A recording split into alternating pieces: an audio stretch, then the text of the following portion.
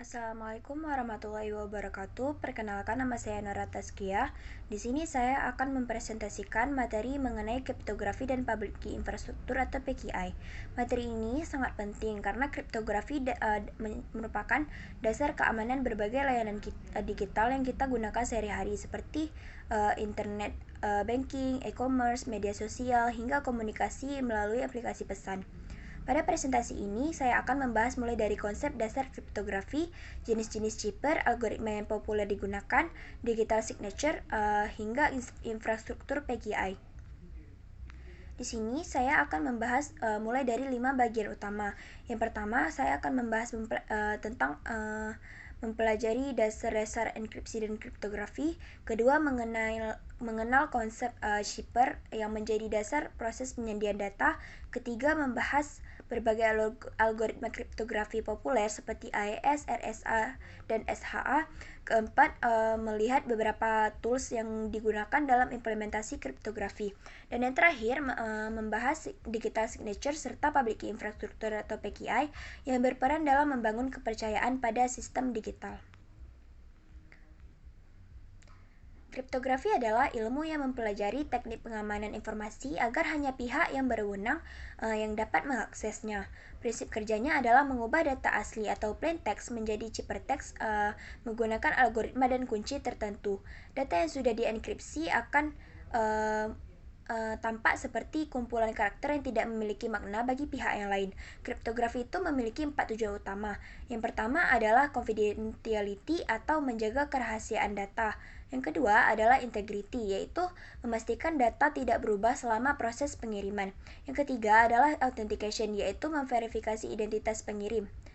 Yang keempat adalah non-repudiation, yang berarti pengirim tidak dapat menyangkal bahwa ia pernah mengirim data tersebut. Secara sederhana, prosesnya dimulai dari plain text, kemudian dienkripsi menggunakan kunci sehingga menjadi ciphertext, lalu dapat dikembalikan menjadi plain text melalui proses deskripsi. Dalam kriptografi terdapat dua jenis metode enkripsi yang paling utama, yaitu simetris dan asimetris. Pada enkripsi simetris, proses enkripsi dan deskripsi menggunakan satu kunci yang sama. Metode ini memiliki keunggulan dalam kecepatan dan efisiensi pemrosesan data. Namun, kelemahannya adalah distribusi kunci. Jika kunci diketahui pihak lain, maka keamanan data akan terancam. Contoh algoritmanya adalah AES, DES, 3DS, dan 3DES dan RC5. Sedangkan pada enkripsi asimetris digunakan dua kunci yang berbeda, yaitu kunci publik dan kunci privat. Kunci publik digunakan untuk mengenkripsi data, sementara kunci privat digunakan untuk mendeskripsi. Keunggulan metode ini adalah tidak perlu membagikan kunci rahasia kepada pihak lain, tetapi prosesnya lebih lambat dibanding enkripsi simetris. Contohnya adalah RSA, DSA, dan ECC. Dalam praktik modern seperti HTTPS, kedua metode ini tuh digabungkan. Asimetris digunakan untuk pertukaran kunci, sedangkan simetris digunakan untuk mengamankan komunikasi data. Selanjutnya, chipper merupakan metode atau teknik yang digunakan untuk mengubah pesan asli menjadi bentuk terenkripsi. Secara historis terdapat dua jenis classical chipper. Yang pertama adalah substitution chipper, yaitu mengganti karakter asli dengan karakter lain berdasarkan aturan tertentu.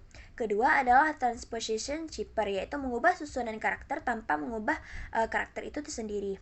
Seiring perkembangan teknologi, muncul modern chipper yang dibagi menjadi dua kategori besar, yaitu private key atau simetris dan public key atau asimetris. Selain itu, terdapat 3 pembagian berdasarkan cara kerjanya, yaitu block chipper dan stream chipper. Block chipper mengenkripsi data dalam blok-blok berukuran tetap, sedangkan stream chipper mengenkripsi data secara berkelanjutan, byte demi byte. Kedua pendekatan ini banyak digunakan dalam sistem keamanan modern. Selanjutnya, berikut merupakan beberapa algoritma kriptografi yang populer.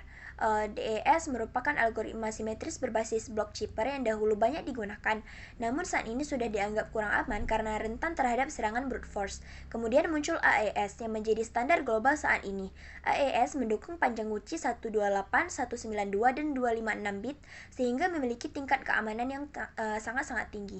Selanjutnya, terdapat keluarga RC, yaitu RC4, RC5, dan RC6 yang dikembangkan untuk berbagai kebutuhan enkripsi. Pada kategori asimetris terdapat DSA dan RSA. DSA dirancang khusus untuk digital signature atau tanda tangan digital, sedangkan RSA dapat digunakan baik untuk enkripsi maupun tanda tangan digital dan menjadi salah satu algoritma asimetris paling terkenal di dunia. Pemilihan algoritma biasanya disesuaikan dengan kebutuhan keamanan dan performa sistem. Selanjutnya, selain enkripsi, terdapat juga fungsi hash yang memiliki peran penting dalam keamanan informasi. Hash adalah proses mengubah data menjadi nilai tetap yang disebut hash value atau digest. Berbeda dengan enkripsi, hashing tidak dapat dibalik ke bentuk data aslinya. MD5 dan SHA-1 merupakan algoritma hash yang dahulu populer, namun saat ini sudah tidak direkomendasikan karena ditemukan kelemahan berupa collision. Saat ini yang paling banyak digunakan adalah SHA-2, khususnya SHA-256. Selain itu terdapat SHA-3 yang merupakan generasi terbaru dan dengan desain yang berbeda dan keamanan yang lebih baik. Kemudian ada HMAC atau Hash Based Message Authentication Code. HMAC menggabungkan fungsi hash dengan kunci rahasia sehingga dapat menjamin integritas sekaligus autentikasi data. Dalam implementasi kriptografi, terdapat berbagai tools yang dapat digunakan. Untuk hashing, terdapat MD5 kalkulator, HashMyFiles, dan HashDroid yang berfungsi menghitung nilai hash suatu file untuk memverifikasi integritasnya. Sedangkan untuk enkripsi tersedia tools seperti BCTNX Encoder, Xcrypt, dan CryptoForge. Tools tersebut memungkinkan pengguna mengenkripsi file atau pesan menggunakan algoritma tertentu. Hal yang perlu dipahami adalah hashing dan enkripsi memiliki tujuan yang berbeda. Hashing digunakan untuk menghasilkan sidik jari digital dan tidak dapat dikembalikan ke bentuk aslinya, sedangkan enkripsi bersifat reversible atau dapat dibalik dengan menggunakan kunci yang sesuai. Selanjutnya, digital signature. Digital signature atau tanda tangan digital digunakan untuk menjamin keaslian dan integritas suatu dokumen elektronik. Prosesnya dimulai dengan membuat hash dari data asli menggunakan algoritma seperti SHA-256. Nilai hash tersebut kemudian dienkripsi menggunakan private key milik pengirim sehingga terbentuk digital signature.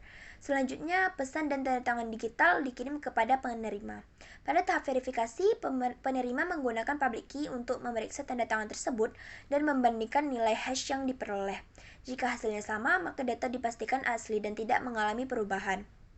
Teknologi ini tuh banyak digunakan dalam perbankan online, layanan pemerintahan elektronik, ijazah digital, dan sistem e-voting. Selanjutnya, Public Key Infrastructure atau PKI. Public Key Infrastructure atau PKI merupakan kerangka kerja yang digunakan untuk mengelola identitas digital dan sertifikat digital. Dalam PKI terdapat beberapa komponen utama. Yang pertama adalah Certificate Authority atau CA, yaitu pihak yang menerbitkan dan menandatangani sertifikat digital. Kedua adalah Registration Authority atau RA, yang bertugas memverifikasi identitas pengguna sebelum sertifikat diterbitkan. Yang ketiga adalah Validation Authority atau VA, yang memeriksa status validitas sertifikat secara real-time. PKI menggunakan sertifikat digital X509 yang berisi informasi seperti identitas pemilik, kunci publik, nama penerbit sertifikat, masa berlaku, dan tanda tangan digital dari CA. Dengan adanya PKI, pengguna dapat mempercayai bahwa identitas yang digunakan dalam komunikasi digital benar-benar valid. Perkembangan kriptografi juga menghadapi berbagai tantangan. Salah satunya adalah konsep Government Access to Key atau GAK, yaitu kebijakan yang memungkinkan pemerintah memperoleh akses terhadap kunci enkripsi dalam kondisi tertentu. Pendukung kebijakan ini berpendapat bahwa hal tersebut penting untuk kepentingan penegakan hukum. Namun, banyak pakar keamanan menolak karena dianggap dapat menciptakan celah keamanan baru. Untuk masa depan terdapat beberapa tren penting. Pertama adalah ECC atau Elliptic Curve Cryptography yang menawarkan keamanan tinggi dengan ukuran kunci lebih kecil. Kedua adalah blockchain dan cryptocurrency yang memanfaatkan hash dan digital signature untuk membangun sistem kepercayaan tanpa pihak ketiga. Ketiga adalah post-quantum cryptography, yaitu pengembangan algoritma yang dirancang tahan terhadap ancaman komputer kuantum di masa depan. Sebagai kesimpulan, kriptografi merupakan fondasi utama keamanan dan kepercayaan dalam dunia digital. Teknologi ini mencakup enkripsi simetris dan asimetris, berbagai algoritma modern seperti AES dan RSA, fungsi hash untuk menjaga integritas data, serta digital signature dan PKI untuk memastikan identitas dan keaslian informasi. Tanpa kriptografi, layanan digital yang kita gunakan setiap hari tidak akan memiliki tingkat keamanan dan kepercayaan yang memadai. Sekian saja presentasi yang dapat saya sampaikan. Lebih dan kurang saya mohon maaf. Assalamualaikum warahmatullahi wabarakatuh.